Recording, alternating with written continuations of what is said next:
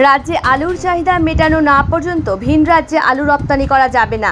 মুখ্যমন্ত্রীর নির্দেশের পরে পশ্চিম বর্ধমান জেলার আসানসোলের বাংলা ঝাড়খণ্ড সীমানার ডুবুরডিহি চেকপোস্টে একাধিক আলু বোঝাই ট্রাক আটকে দিল কুলটি থানার চৌরঙ্গি ফাঁড়ির পুলিশ ও কুলটি ট্রাফিক গার্ডের পুলিশ। পূর্ব বর্ধমান থেকে ঝাড়খণ্ড অভিমুখে একাধিক আলু বোঝাই ট্রাক আটকালো পুলিশ এবং গাড়িগুলো ঘুরিয়ে দেওয়া হচ্ছে। এর ফলে বিপাকে পড়েছেন ট্রাক চালকেরা। 3 দিন ধরে বাংলা ঝাড়খণ্ড সীমানা ডুবুরডি চেকপোস্টের কাছে দাঁড়িয়ে রয়েছে আলু বোঝাই করে ট্রাক চালকরা বলে জানিয়েছেন।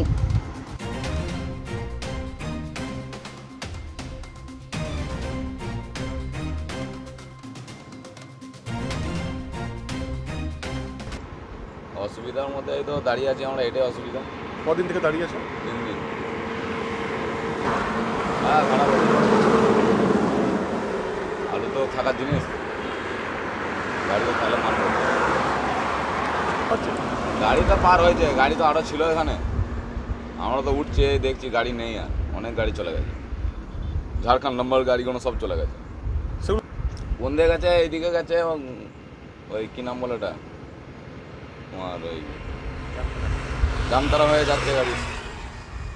এদিকেও বেরোচ্ছে মনে হয়, জানি না ঠিক, আমি এদিকে হতেও পারে তো, সেটা বলি।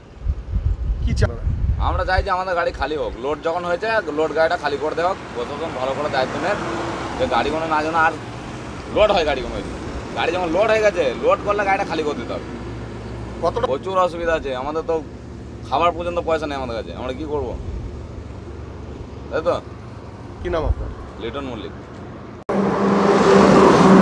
কতটা অসুবিধার মধ্যে পড়েছেন?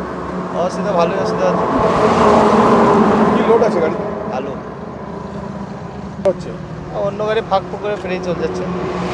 বলছেন দালাল তো ঘুরে বেড়াচ্ছে, আমরা তো কথা বলি নাই দালালের সাথে।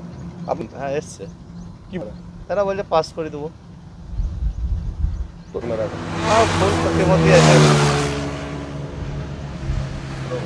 কি অবস্থা এখন? আপনারা কি চাইছেন? আমরা চাইছি এই গাড়িগুলো পাস করতে। কি নাম আপনার? ব্যুরো রিপোর্ট, খাস খবর 8।